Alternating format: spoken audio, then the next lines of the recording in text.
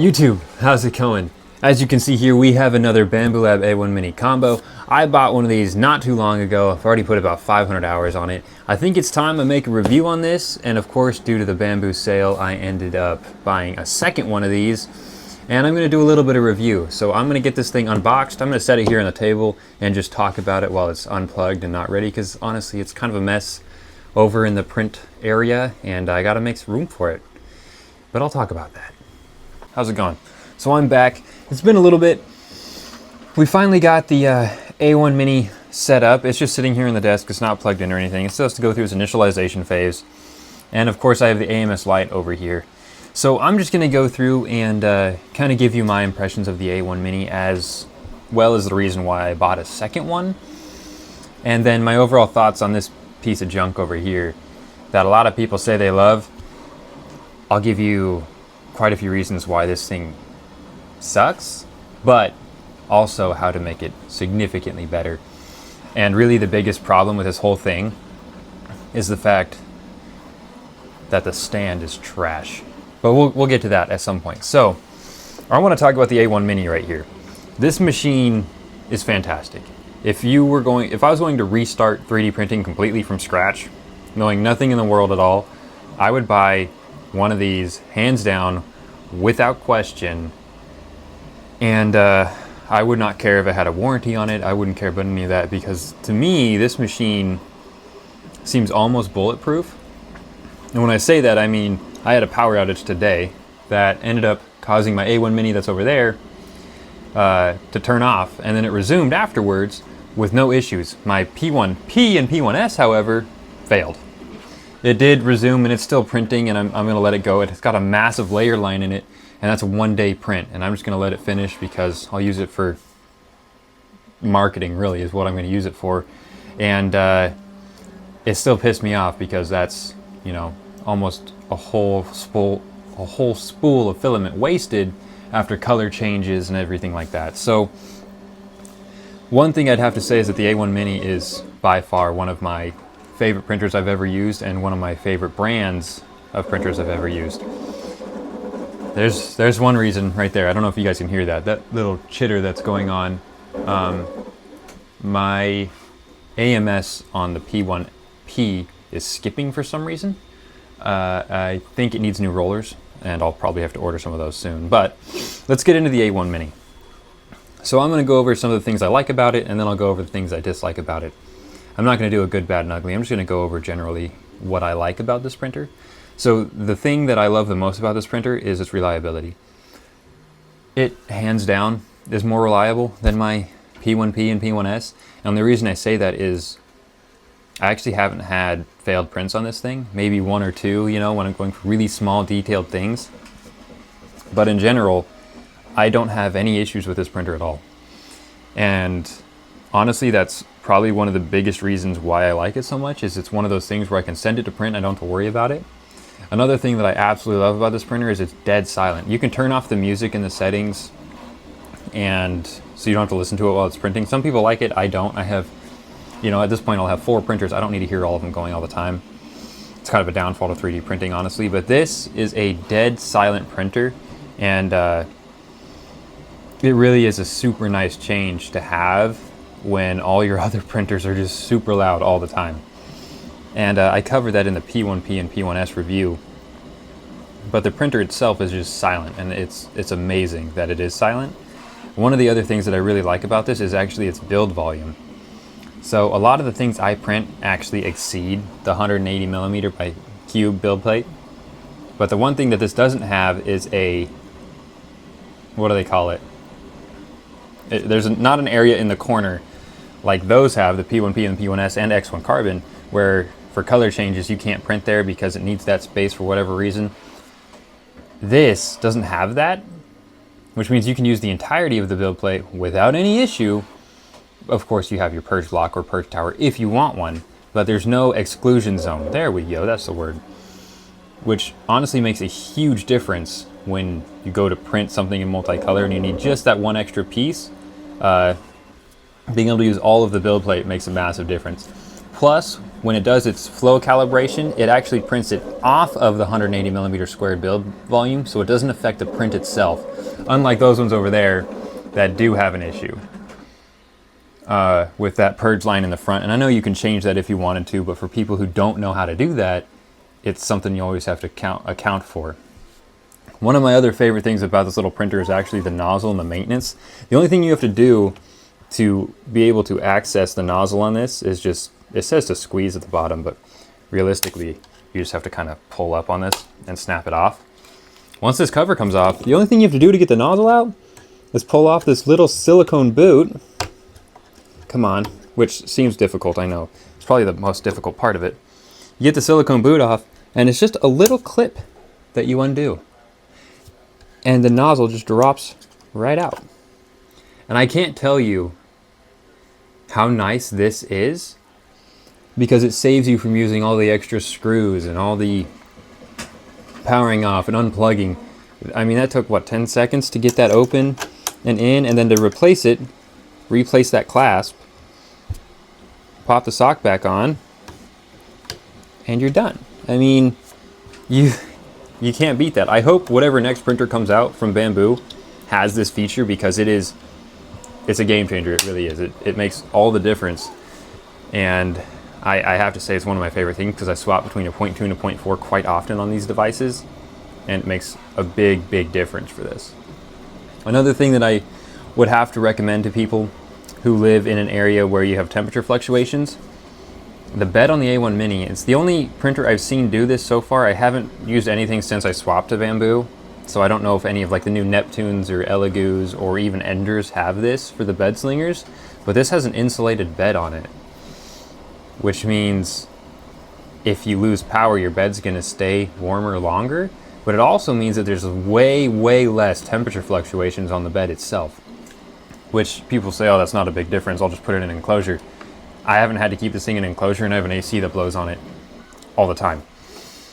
So that is a huge, huge difference that most bed slingers don't have, that this does have. And when I say insulated, I mean underneath the bed here, there's a layer of foam that goes over the heating pad, which covers a pretty big majority of the build plate underneath.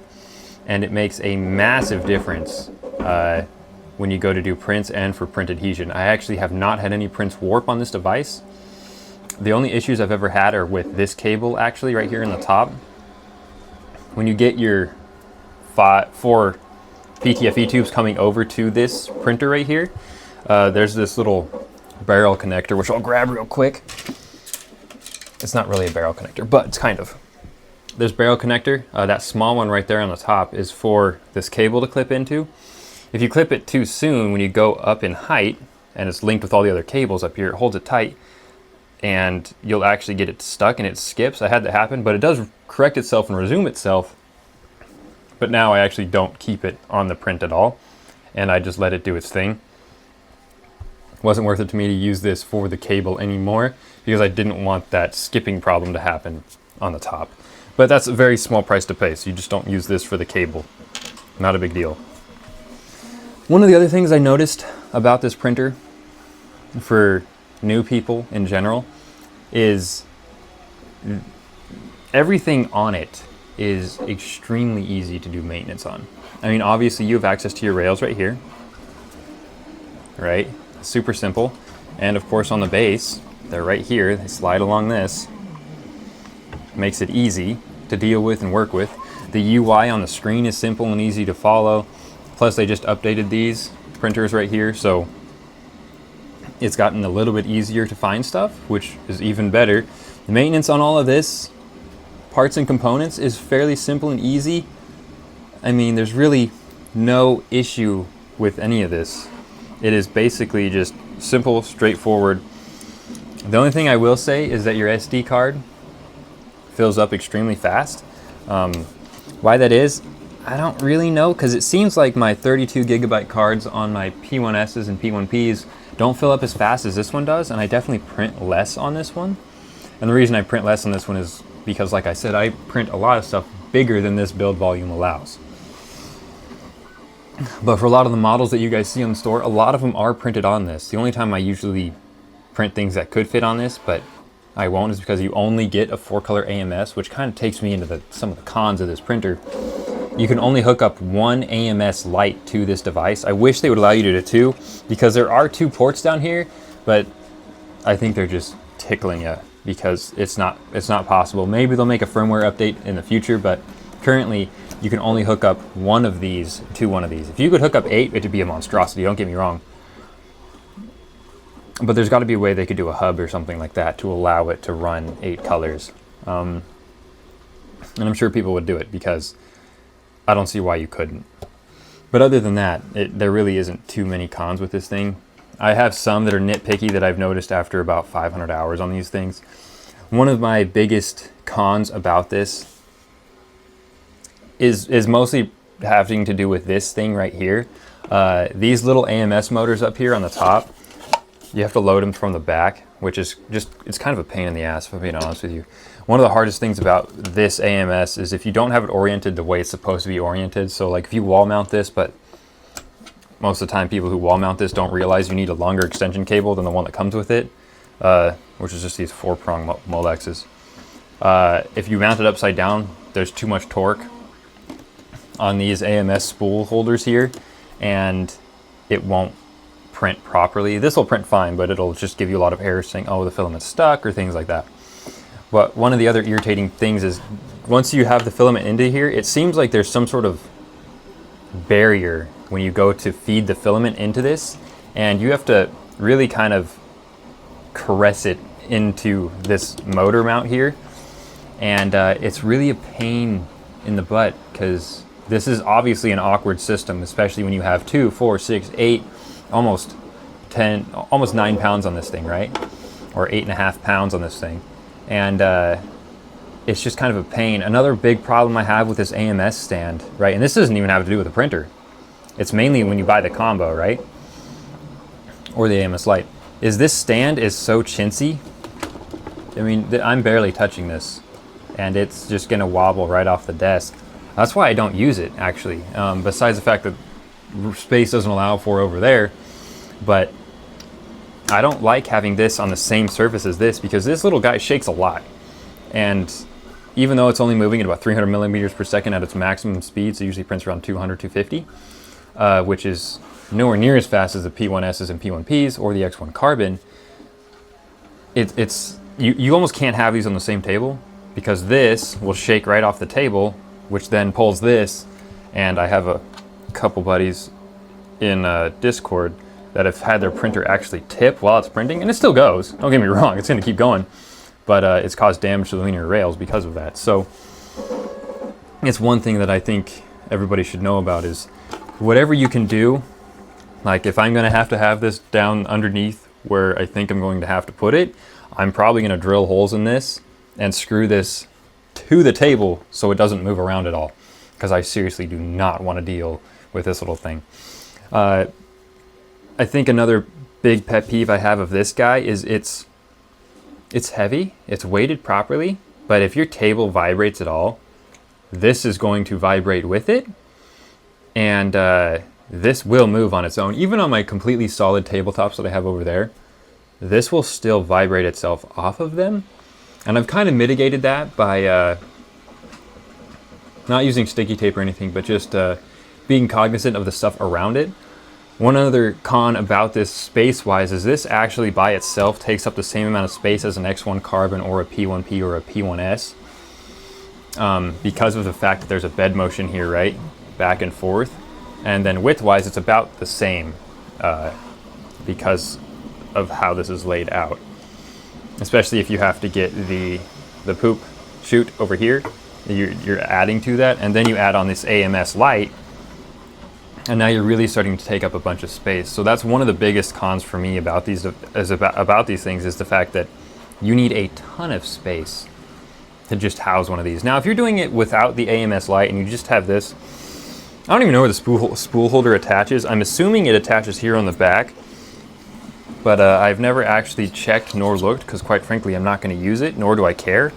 And the only thing I could think of when I was looking at this is the spool holder has to go somewhere over here on the back, but I don't know. But I think I just had an idea of where it goes. there's a piece of plastic in this little kit over there that would just bolt to the back, and this would slip right on there. So that's probably what it does. But in the end, I've never used this without an AMS light, so I can't tell you how good it is, but I know if you just had the spool in the back here, it'd probably save you a lot of time and effort and space than this would do for you. But let's look at some of the other little factors here for the A1 Mini that I haven't really covered. And these kind of don't pertain to anything specific. It's not a good thing, it's not a bad thing. Maybe it's a good thing. But there's a lot of parts on this that are replaceable, customizable, you could say. And this device in general doesn't have many failure points. And with that being said, all of this stuff that you see down here, there's modifications you can do to make these fan blades or fan delivery system smaller, less bulky. There are modifications you can do to this hub up here, which is the extruder, to make it a different color or change the aesthetic look of it. There's also things you can replace in there to make it look cooler. And in general, just the way this thing looks when it's printing is pretty crazy. Like I have it printing over there right now, and you guys probably can't even hear it. And it's amazing how silent that device can be. I guess I didn't really add anything new right there. These devices in general, if I had to recommend a printer to anybody to buy, it would be an A1 Mini. Right now they're on sale for, I think, $200 without the combo, and then it's $360 with the combo. I would highly, highly, highly recommend picking up an A1 Mini. It does have a Z-axis screw there in the back, which seems pretty much 100% secure without issue, which is nice because you also have the linear guide rails. But this printer is just, there's something about it where no matter how much I get pissed off with my other printers, I always know that these things right here will have little to no issue. I know they do have a little bit harder time processing larger, more intricate prints. The reason for that being the processor on these isn't nearly as strong as on the P1Ss and P1Ps. I've had a couple people say, I went to print something big and it took longer because I almost had to process, like it was paused in the middle and it had to resume itself. But all in all, I think if you're new to the 3D printing world, I would definitely buy an A1 Mini. I would highly recommend the A1 Mini combo with the whole setup here. As much as I dislike the stand of this A1 or AMS light, I would still highly recommend picking one up because it's still the same premise as the other AMS, which, you know, where you have the 4 colors all in one. Whether or not you even do multicolor printing, you can just load it all up with some white filament and then hit print and just automatically transfer between the 4 and use them out. That is one of the biggest upsides to having an AMS, so you don't have to change filament as much. But all in all, I don't think I have much more to add to the A1 Mini. If you're going to buy one of these printers, I would highly, highly, highly recommend picking up the A1 Mini combo, especially because they're on sale right now. One thing I want to also advise to those of you who are going to buy an A1 Mini or an A1 Mini combo or a P1S or a P1P or anything, if you buy any of your components, so for instance, I bought nozzles and some filament when I bought this, just remember, because I've also seen on the forums, you know, people complaining that, hey, I didn't get my filament with my printer. It ships separately. They ship the printers through UPS, and everything else external to the printer, which is filament, hot ends, little kits like this thing. Everything that you buy other than this is going to come through FedEx, and they break it up into multiple different orders. Like I bought 5 rolls of filament. I got 2 today, and I have 3 more coming tomorrow, which is just irritating. Actually, it'll probably come Monday now that I think about it. So just a heads up to anybody who does want to buy an AMS1 or an A1 Mini or an A1, P1P, P1S, X1 Carbon. If you buy the printers, all the stuff you buy ancillary to it or extra comes separately. And I think I'm getting down to the end here. If you guys want the A1 combo here, or the AMS Lite, this stand right here, you can totally get rid of it. There's a bunch of modifications people have done to replace this thing with something sturdier or wall mountable. I'm part of the wall mount gang. I wall mounted mine over there. It's pretty awesome. Makes it easier, especially being 6'2". I don't have to bend over all the way to get whatever it is I need to do. It is a little ugly, although when you have all the cables coming out of here, you got to kind of pick and choose your demons there. But they also have some stands for these that go on the ground that are a little nicer than this thing. But I do have to recommend to anybody who wants to pick up an AMS Lite that you make sure to secure the AMS Lite or have it separate from this right here, just because of all the vibration that this creates. When how heavy this is, it gets pretty top heavy. I mean, you can see it's pretty shakeable. One of my other least favorite cons here, right down to the end of this, which is fixable with something I'll grab right now. This is an adapter for spools. This is a spool adapter for specifically for Sunloose spools. I'm sure it'll work on other printers though, or other spool types, because I primarily print in Polyterra. Polyterra or Polylite or Polymaker spools do fit on this. It's a little bit tight, but it does fit on this. Of course, your bamboo spools fit on this. Sunloose spools do not. You would need an adapter like this. And Protopasta right here, this does fit on the AMS Lite as well.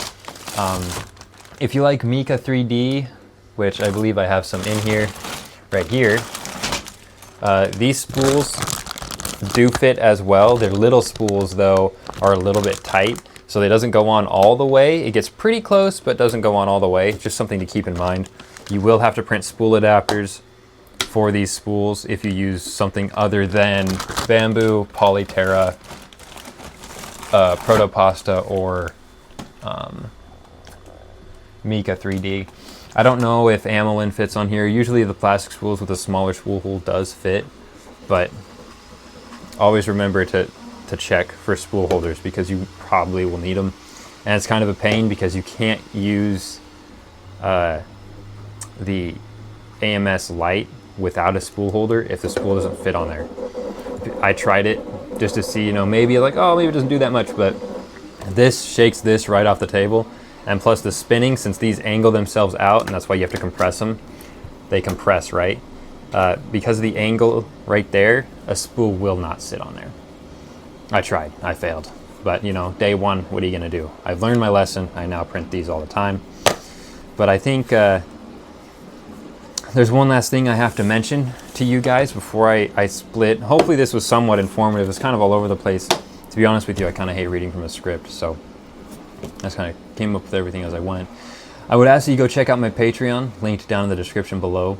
I want to say thank you to Nathan Tebow for being one of my Patreon subscribers. He's the only one I have right now, but that means at the end of the month he's going to win my Patreon giveaway, which is right here, Yosemite Sam. This is a model by Red Dad Steve. Of course, I don't make any profit off of these guys. I really just like to print them and I give them away to people. But this model will go away to one of my Patreon subscribers at the end of the month. And also don't forget to check out the Etsy store. I also do commission printing on my Etsy store, so I'm actually working on some prints right now.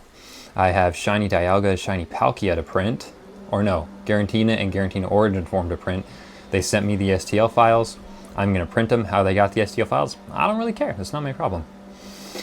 But just know that if anybody wants to reach me, you can reach me at failedtreeprints@gmail.com and send me over what you want to do, what you're looking to print, and I will print it for you. And of course, as always, I will pack your order on screen just like I do all the other ones, unless you don't want me to.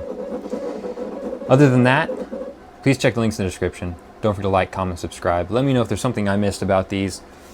I may respond in the comments. I actually usually always do. But thanks for watching. Peace. Have a good day, everybody.